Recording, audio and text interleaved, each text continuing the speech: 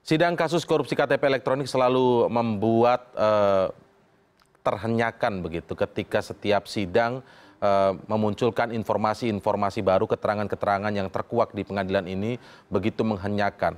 Hari ini contohnya M. Nazarudin, mantan Bendahara Umum Partai Demokrat, dengan gamblang menyebutkan bagaimana arus uang negara dalam proyek KTP elektronik dibajak. Dan untuk menemani diskusi kedua saya malam hari ini di studio sudah hadir Yeni Sucipto, Sekjen dari Forum Indonesia untuk Transparansi Anggaran atau FITRA. Selamat malam Mbak Yeni, terima kasih sudah hadir. Kemudian ada Wawan Suyatmiko yang merupakan peneliti Transparansi Internasional Indonesia atau TI. Selamat malam, Mas Wawan, terima kasih sudah hadir. Baik, sebelum kita akan mulai, kita akan segarkan ingatan kita lagi malam hari ini dengan apa yang sudah terjadi dalam sidang KTP elektronik hari ini. Walaupun sidangnya masih terus berlangsung, tapi kita akan simak cuplikan apa yang pernah disampaikan oleh M. Nazarudin ketika bersaksi siang tadi. Setelah Andi pulang, Mas Anas manggil Mirwan Amir. Memanggil Mirwan Amir, waktu itu yang datang Mirwan Amir sama ada satu lagi, kalau Pak Ignatius yang mulia. Mirwan Amir ini siapa Pak? Mirwan Amir itu wakil ketua Banggar dari fraksi Demokrat di DPR. Mas Anas memerintahkan ke Mirwan Amir supaya program untuk EKTP harus didukung, dicarikan anggarannya dari anggaran nanti pembahasan di DPR. Setelah waktu itu setelah disepakatin, waktu itu Mirwan bilang akan dikomunikasikan ke semua pimpinan Banggar dulu. Kalau pimpinan Banggar prinsipnya semua sudah setuju, program akan oke, nggak ada masalah, prinsipnya seperti itu yang mulia. Yang ada dana diserahkan untuk ke pimpinan-pimpinan Banggar yang dibantukan untuk ke praksi. Itu Mirwan Amir waktu itu ada terima dari Andi $1 juta, terus 500.000 diserahkan juga ke praksi. Waktu itu saudara Andi untuk ke komisi yang mulia menyerahkan uangnya itu ke Bu Mustokoweni sama Pak Ignatius. Terus untuk pimpinan Komisi 2 itu dipanggilin ke ruangan Bu Mustokoweni sambil berbicara. Ya, itu tadi penjelasan Muhammad Nazarudin bagaimana menceritakan salah satunya ya. Nanti kita akan cuplikan yang lain lagi, keterangan dari Nazarudin. Yang disampaikan Nazarudin tadi adalah soal bagaimana bagi-bagi uang kepada para pimpinan Banggar. Tadi di dalam subtitle tadi ada Nirwan Amir, maksudnya adalah Mirwan Amir, M ya, Mirwan Amir, yang merupakan anggota Banggar dari fraksi Partai Demokrat, yang kalau kita lihat namanya sempat disebut-sebut juga dalam kasus Wisma Atlet dan juga Hambalang begitu ya. Nah, apa catatan dari Mas Wawan terkait dengan sidang KTP elektronik yang berlangsung hari ini? Saya kira sidang hari ini memberikan sebuah gambaran. Keterkejutan baru. Iya, kalau terkejut sebenarnya kalau saya sendiri sih udah nggak terkejut karena ketika baca dakwaan yang dibacakan di sidang pertama pun ya. sudah terkejutnya sudah di awal gitu loh. Tinggal saat ini sebenarnya publik itu dijelaskan lagi gitu loh, lebih diterangkan lagi bahwa ini loh peran dari masing-masing dalam tanda petik yang sudah disebut di dakwaan itu, ada politisi-politisi yang di situ. Nah, tinggal sekarang bagaimana proses ke depannya. Semakin tambah gamblang keterlibatan dari 37 nama anggota DPR mantan Komisi 2 waktu terjadinya EKTP ini betul atau tidak? Tinggal di situ sebenarnya pertaruhan kita ada di situ nantinya. Baik, kalau Mbak Yeni, catatan Anda di sidang kesekian kalinya di dalam KTP elektronik, walaupun sekarang terdakwanya masih Irman dan Sugiharto ya, apakah ini semakin membuat gamblang surat dakwaan yang disebutkan dalam sidang perdana, ataukah Anda memiliki catatan khusus tentang sidang hari ini? Ya, kalau apalagi Nazarudin yang selama ini mungkin dikenal kalau di awal-awal kasus dulu ya, ketika Wisma Atlet kan sosok Nazarudin ini sungguh kontroversial ya, menyebut nama-nama bahkan nama Anas Urbaningrum, tapi yang nama yang disebut Nazarudin hampir selalu terbukti ya. Saat itu bagaimana peran Angelina Sonda, bagaimana peran Anas Urbaningrum. Nah, sekarang ketika bernyanyi di KTP elektronik, bagaimana tanggapan Anda? Apakah akan terbukti benar lagi atau? Saya pikir dengan apa yang disampaikan oleh Nazarudin ya, dengan dakwaan itu, saya pikir mungkin mengarah kepada kebenaran yang ada dengan elit-elit yang terlibat di dalam kasus EKTP ini. Hanya saja ini kan banyak yang dibutuhkan bukti yang otentik sebenarnya seperti itu. Nah, bukti yang otentik ini yang kemudian menjadi ujian di pengadilan untuk membuktikan itu. Nah, sebenarnya bisa saja sebenarnya aktor-aktor ditarik dari proses-proses yang terjadi pada saat pelaksanaan EKTP, pada proses perencanaan, pembahasan sampai tingkatan pelaksanaan. Aktornya jelas kok. Nah, kemudian korporasi-korporasi yang dekat dengan kawan-kawan di Banggar, dengan kawan-kawan di komisi maupun dengan kawan-kawan di eksekutif, itu sangat jelas sekali. Nah, mungkin penilaian saya apa yang disampaikan oleh Nasaruddin gitu kan, boleh dibilang 70-80% bisa terbukti. Oke, apa yang Anda temukan dari TI terkait data yang Anda miliki terkait dengan masalah mega korupsi KTP elektronik ini, Pak? Ya, kalau kami mengikuti ini sebenarnya di tahun catatan kami ya. Yang pertama adalah sebenarnya kasus iktp ini sudah muncul itu sejak tahun 2010 ketika waktu itu Pak Gamawan Fauzi sebagai menteri mengadakan proses tender proyek. Beliau sudah mengklaim bahwa proyek ini akan diluncurkan pada tahun 2012, artinya 170 juta iktp sudah tercetak targetnya di tahun 2012 dengan anggaran 6,7 T waktu itu, tahun 2010. Nah, di tahun yang sama, Jampitsus itu sudah menerbitkan sprindik dan sudah ada 4 tersangka di dalamnya. Jampitsus ini kejaksaan ya berarti? Ya, kejaksaan sudah menerbitkan, artinya sudah terjadi penyimpangan di situ. Namun yang membuat kami juga agak heran ketika tahun 2012 waktu berjalan 2 tahun Kejaksaan mengeluarkan SP3. Nah, saat Kejaksaan mengeluarkan SP3 di waktu yang bersamaan KPPU, Komisi Pengawas Persaingan Usaha, mengeluarkan sebuah putusan nomor 03 KPPU strip L garing 2012 yang menyatakan bahwa ada praktek monopoli dalam pengadaan EKTP itu. Di situ saja sudah indikasi-indikasi kejanggalan, keanehan, permainan sudah terlihat seharusnya. Ya. Nah, artinya bahwa ketika 5 tahun kemudian, yakni 2017 dakwaan KPK itu sudah mulai masuk ke pengadilan, artinya ini bukan kasus baru sebenarnya. Dan sudah banyak sekali catatan. Kalau memang ada kejanggalan-kejanggalan saat itu, kenapa saat itu tidak berhenti dulu begitu maksud Anda? Ya, betul sekali. Catatan kami bahwa sebenarnya ada satu fungsi dari Komisi 2 sebagai anggota DPR adalah melakukan pengawasan. Nah, kenapa ketika kasus ini terjadi ada SP3, terus ada putusan KPPU, kenapa Komisi 2 masih tetap melanjutkan itu gitu loh? Ada apa ini? Apalagi ketika yang disebut nama-nama di dalamnya adalah nama-nama bendahara umum partai, nama-nama orang-orang di Banggar.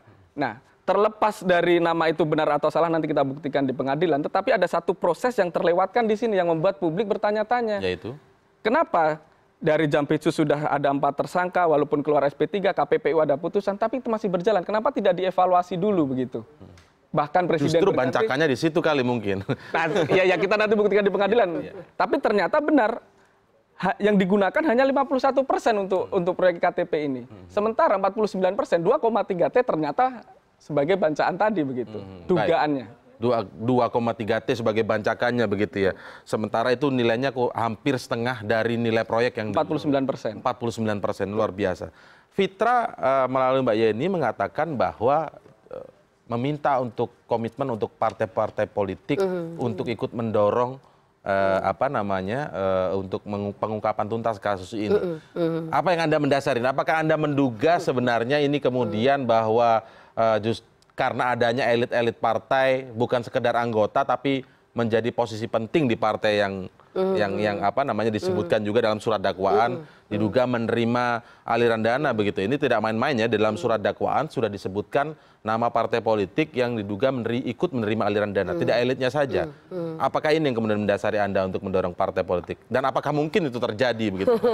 Saya pikir bahwa ini partai politik punya andil besar di dalam persoalan ini karena elit-elit politik ini kan banyak terlibat begitu kan di dalam kasus EKTP. Nah, ini pengaruhnya pada distrust dan trust masyarakat terhadap partai politik dan itu kemudian ya perlu dibuktikan oleh partai politik bahwa ikut terlibat untuk mengungkap kasus-kasus seperti kasus EKTP ini. Ya, saya pikir elit-elit yang terlibat di dalam elit-elit di partai politik begitu kan. Ini perlu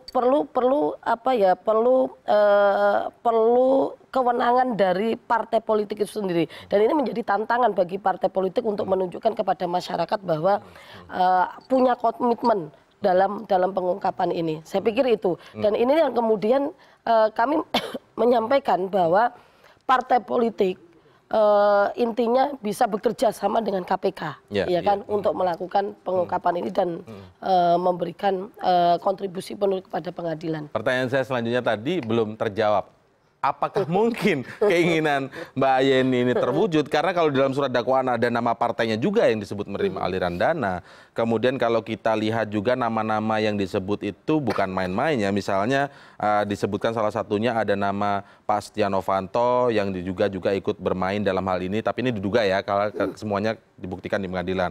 Pas saat itu Pak Setia Novanto sebagai bendahara umum Partai Golkar selain ketua fraksi Partai Golkar begitu kan, apalagi sekarang posisinya adalah ketua umum Partai Golkar. Anda mengharapkan adalah agar partai politik komit. Terus kita lihat lagi nama dari Nazarudin, ya kan, walaupun sekarang mengungkap banyak, tapi kita lihat dulu M. Nazarudin adalah bendahara umum Partai Demokrat, walaupun sekarang tentu saja bukan lagi menjadi bendahara umum Partai Demokrat. Kita lihat juga nama Pak Oli Dondo Kambe yang hari ini seharusnya dipanggil sebagai saksi. Dulu adalah bendahara umum dari PDI Perjuangan yang dalam surat dakwaan juga disebutkan PDI Perjuangan ikut menerima aliran dana 80 miliar. Ini dalam surat dakwaan, nanti kita akan buktikan. Tapi dengan background itu tadi loh Mbak Yeni, apakah mungkin yang diinginkan Mbak Yeni terwujud? Kita ulas lebih lanjut ya, kita harus break terlebih dahulu. Kami akan segera mengulas ini setelah jeda berikut.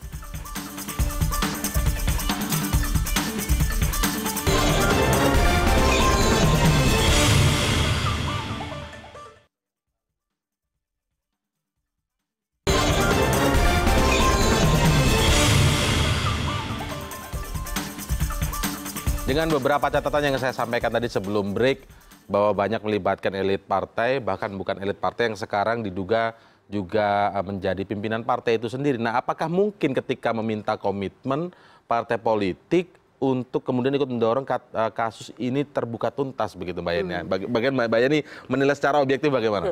Saya sih tidak cukup optimis ya. Pesimisnya lebih besar. Apa itu meminta komitmen terhadap partai politik untuk terlibat ini begitu kan? Apalagi ini berkaitan dengan citra dari partai politik ini. Tetapi mau tidak mau jika kemudian sampai tahun sekian lah kita tahu bahwa ini kan ada distrust terhadap masyarakat. Ini juga paling tidak bisa kemudian diambil sisi positifnya oleh partai politik bahwa dengan kasus ini bisa juga kemudian meningkatkan trust masyarakat gitu loh, pencitraan terhadap partai politik. Ini pintu masuk sebenarnya bagi partai politik untuk menunjukkan komitmen terhadap masyarakat, terutama bicara soal EKTP. Ini tantangan bagi partai politik. Mau tidak mau bahwa siapapun partai politik yang telah mendudukkan anggotanya di dalam di lembaga DPR itu juga harus bertanggung jawab terhadap anggota-anggotanya. Dalam hal ini adalah bagian evaluasi kinerja terhadap anggotanya. Ini tantangan bagi partai politik. Saya pikir ini juga bagian untuk menjelaskan kepada masyarakat apakah benar partai politik ataukah anggotanya yang terlibat di dalam EKTP. Saya pikir seperti itu. Oke, nah ini saya ke Mas Wawan sekarang. Mas Wawan, kalau kita lihat ya, apakah ini sebuah kebetulan dalam surat dakwaan disebutkan ada aliran dana ke beberapa partai politik, tapi yang disebutkan cukup gamblang dalam surat dakwaan adalah ada aliran ke Partai Demokrat yang disebutkan 150 miliar, kemudian ada aliran ke Partai Golkar 150 miliar juga, kemudian ke PDI Perjuangan 80 miliar dan 80 miliar untuk partai-partai lain. Kalau tidak salah seperti itu surat dakwaannya. Nah, apakah ini sebuah kebetulan ketika kemudian nama-nama yang terlibat disebut juga, yang diduga ya, yang disebut dalam surat dakwaan juga, posisinya adalah bendahara umum saat itu menjadi bendahara umum juga. Misalnya nama Pak Setia Novanto yang dulu ketika kasus ini berlangsung selain ketua fraksi adalah bendahara umum, Pak Oli Dondo Kambe juga demikian, bendahara umum Partai Demokrasi Indonesia Perjuangan, kemudian nama M. Nazarudin yang saat itu juga menjadi bendahara umum Partai Demokrat. Nah, apakah ini kemudian menjadi pembenar bahwa aliran itu memang masuk ke partai? Ya. Makanya sebenarnya gini, saya agak koreksi sedikit datanya ya. Sebenarnya kalau dari data di dakwaan jaksa KPK itu Setia Novanto itu dan Partai Golkar itu menerima 574,2 miliar, 11%. Dan dengan persentase yang sama itu Anas Urbaningrum dan Nazarudin 574,2. Memang dua partai ini yang menjadi penikmat bancaan korupsi EKTP ini yang besar. Nah, apakah masuknya lewat bendahara umum? Saya pikir begini, kerja dari bendahara umum partai itu kan memang bagaimana menghidupkan roda organisasi. Dalam hal ini adalah roda partai. Supaya mesinnya jalan, dia harus cari bensin begitu. Nah, bensinnya dari mana? Ada banyak cara begitu. Mulai partisipasi publik artinya anggota dan juga melalui sumber-sumber yang sah, misalnya perusahaan dan sebagainya, sumbangan dari anggota yang lain begitu. Nah, tetapi untuk menghidupkan ongkos politik yang sangat tinggi sekali, apalagi misalnya ini pilkada serentak gitu kan, artinya ongkos politik ini semakin tinggi begitu untuk menempatkan para kandidatnya di dalam itu. Nah, pertarungan ini ketika sudah mulai, pertarungan elektoral itu kan terjadi di masyarakat ketika pemilu. Tetapi untuk nyari duitnya bareng-bareng seperti ini. Nah, kenapa dalam analisis kami di TI Indonesia mengatakan bahwa kenapa setiap korupsi yang melibatkan mega korupsi ini selalu berjamaah? Karena kalau logika yang dipakai di lembaga legislatif ini adalah ketika cari uang bareng-bareng begitu. Perkara nanti setelah bertarung berkompetisi di arena elektoral itu boleh bersaing begitu. Nah, ini bukan yang pertama soalnya begitu loh. Kalau melihat ini. Jadi kayak misalnya momen pilkada, momen pemilu legislatif itu bertarung mereka ya. Betul. Tapi pas kemudian nyari duitnya bareng-bareng. Masih ingat kasus korupsi berjamaah Miranda Gultom waktu itu? Kasus korupsi berjamaah kan juga melibatkan beberapa anggota dewan dan lintas partai. Artinya mereka bisa berkonsolidasi kalau mencari uang. Tetapi ketika berkompetisi untuk mencari suara, baru mereka akan mulai bertarung. Nyari uangnya bareng-bareng lintas partai, pas ngabisin uangnya untuk elektoral gitu ya. Iya. Itu baru perang sendiri-sendiri. Betul. Nah, berbagai modus operandinya juga banyak gitu. Kalau di daerah yang mempunyai kaya tambang, bisa dilihat sendiri. Pasti konsesi tambang itu akan dibuka 2 tahun menjelang akan adanya pilkada misalnya. Itu pasti akan diobral sedemikian besar. Nah, ini lagi-lagi temuan kami terbaru ketika berbicara tentang pilkada serentak yang serentak mulai dari tahun 2015, terus kemudian 2017 ini dan 2018 nanti. Sudah nggak ada lagi rumus 2 tahun sebelumnya mencari duit. Setiap tahun mereka dipaksa untuk mencari duit sedemikian rupa begitu. Sehingga inilah yang menjadi indikasi kenapa mega korupsi IKTP ini menjadi salah satu alat pembenar kenapa bendahara umum dituntut oleh partainya untuk menghidupi begitu. Mungkin nggak kalau begini Mbak Yeni? Jadi kalau elit-elit partai yang lain berteriak soal demokrasi dan idealisme, begitu ya, pemberantasan korupsi, tapi selalu ada posisi di bendahara umum ini selalu menjadi seperti sisi yang untuk dalam tanda kutip bermain kotornya. Saya pikir ini ya, kalau kami sudah lama ya ini menilai lah para elit yang kemudian didudukkan di DPR, siapa sih yang jadi pencari kayak gitu kan, pencari resource, kemudian siapa sih yang kemudian jadi disadari betul dong sebenarnya oleh elit-elit partai itu sebenarnya. Ya itu disadari betul dan itu sudah menjadi rahasia umum lah, bahwa oke lah partai rahasia umumnya harus kita ungkap menjadi rahasia beneran gitu. Karena kan ini yang disampaikan tadi bahwa partai politik kemudian dalam menggerakkan kerja-kerjanya, dalam menggerakkan masyarakat sebagai alat mobilisasi, baik itu pemilu, pileg maupun pemilihan, kan butuh resource, begitu. Makanya kan ada beberapa personal bisa saja yang kemudian ditaruh untuk mencari resource tersebut, kan begitu. Nah, tetapi ini pada intinya apa? Pada intinya bahwa yang rapuh apa sih? Yang rapuh adalah sistemnya. Sistemnya di mana? Sistem di dalam kelembagaan DPR-nya dan sistem di partai politik. Partai politik tidak membangun sistem transparansi dan akuntabilitas di dalam pengelolaan keuangannya berkaitan dengan persoalan dana kampanye, kemudian dana sumbangan dan sebagainya. Dan di DPR juga begitu, tidak ada sistem transparansi, partisipasi dan akuntabilitas dalam persoalan pembahasan anggaran. Ya bagaimana kalau dibangun, kalau memang disengaja menempatkan orang-orang untuk mencari resource tadi. Nah. Tapi baik, kita akan tunggu nanti seperti apa mungkin kasus ini bergulir, karena ini kan perjalanan panjang ya. Kasus korupsi, sidang kasus korupsi KTP elektronik, ini baru sidang untuk 2 terdakwa, belum untuk terdakwa yang lain, karena baru 1 tersangka lagi yang sudah ditetapkan oleh KPK ya, Andi Narogong. Kita akan lihat nanti seperti apa keterlibatan pihak-pihak lain ini, karena kalau dalam surat dakwaan kan disebutkan bersama-sama ya, tidak hanya 2 orang ini saja. Terima kasih sementara waktu Mbak Yeni, terima kasih Mas Wawan atas ulasan singkatnya malam hari ini. Selamat malam.